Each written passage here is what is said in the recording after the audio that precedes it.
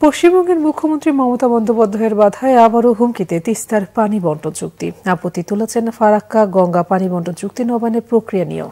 প্রধানমন্ত্রী নরেন্দ্র মোদীকে লেখা চিঠিতে বলেছেন, রাজ্যকে পাশ কাটিয়ে বাংলাদেশের সাথে কোনো আপোষ হবে না। সোমবার শেষ বেলায় নবান্নে অনুষ্ঠিত সংবাদ সম্মেলনে এই প্রসঙ্গ ছাড়াও বাংলাদেশে চীনের সহায়তায় বাঁধ নির্মাণের সমালোচনা করেন পশ্চিমবঙ্গের মুখ্যমন্ত্রী তৃণমূল নেত্রী মমতা ব্যানার্জি। বলেন, 2026 সালে শেষ হতে যাওয়া ভারত বাংলাদেশ 30 বছর মেয়াদী গঙ্গা পানি বন্টন চুক্তির নবায়নেও আপত্তি রয়েছে তার। এর আগে প্রধানমন্ত্রী মোদীকে পাঠানো চিঠিতে তিস্তা পানি বন্টন চুক্তি নিয়ে তীব্র আপত্তি জানান মমতা। বলেছেন, রাজ্য সরকারের মতামত ছাড়া বাংলাদেশের প্রধানমন্ত্রী শেখ হাসিনার সাথে একতরফা আলোচনা কাঙ্ক্ষিত বা গ্রহণযোগ্য নয়।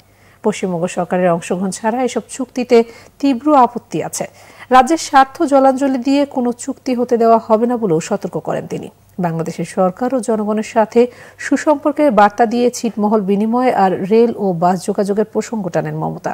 কিন্তু পানির মতো প্রাণ সাধারণের রসদ নিয়ে তিনি সমঝোতা করতে পশ্চিমবঙ্গ প্রস্তুত নয় বলে স্পষ্ট জানিয়ে দিয়েছেন।